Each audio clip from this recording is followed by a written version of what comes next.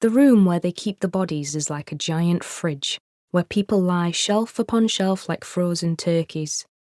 I can't turn away from the thought of dressing them up with Christmas trimmings. I cough and slap a hand over my mouth to stop a crazed giggle escaping my lips. What is wrong with me? The fear and grief of the last few weeks and the shock and dread of what I'm about to face have made me almost hysterical and out of control. "Are you ready?" asks Inspector McKinley. Unable to speak, I nod. She reaches for my hand, but I brush her away as the doctor draws back the sheet. My skin begins to prickle, my breath quickens.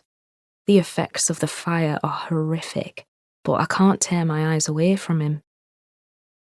He looks nothing like the man I married on that winter's afternoon just a year ago. The sun had gleamed a mellow warmth from behind gunmetal clouds and a spiky fretwork of spindly branches. I'd worn jewels in my hair and a chiffon dress spangled with diamonds and pearls, white instead of the traditional red, just to make it clear to those inclined to judge me that I was still a pure, untarnished woman. My husband had been a picture of calm, unwavering in his devotion to me.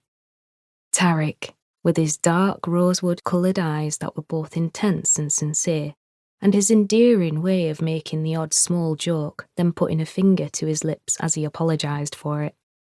Despite all the doubt and suspicion, he'd been the single reason they'd finally admitted we'd made an elegant, luminous couple, an example of perseverance and faith.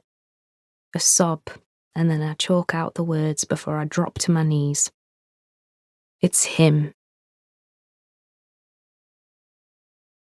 Sophie, 1 month earlier. They offered me a stunt double, but I refused on the grounds of authenticity, even though I can't swim and they've run out of life jackets. I'm standing somewhere over the Atlantic Ocean in the open door of a helicopter, blasted by wind and noise, staring at the cold, dark mass below. I'm about to ask for some kind of safety harness, or a parachute at least, when the pilot walks over and pushes me roughly. This is how it feels then. I've pushed a few people in my time, in different sorts of ways. I must say I'm quite enjoying plummeting towards the sea. When I hit the water, seconds later, it's unexpectedly warm and soothing, and somehow I'm perfectly capable of diving under to look for the enemy submarine.